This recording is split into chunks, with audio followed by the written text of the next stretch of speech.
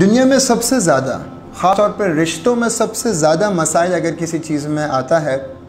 تعلق بھی ختم ہوتا ہے، جھگڑے بھی ہوتے ہیں، فسادات بھی ہوتے ہیں، دلوں میں بغض بھی پیدا ہوتا ہے،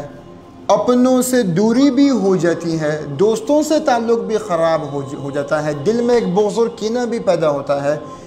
اس کی سب سے بڑی وجہ یہ ہے زبان۔ اس کی بات اس سے کرنا، اس کی بات اس سے کرنا، نہ کسی کی بات سنیں، نہ کسی کی بات کسی اور کو نقل کریں۔ آپ دیکھیں گے کہ 90% سے زیادہ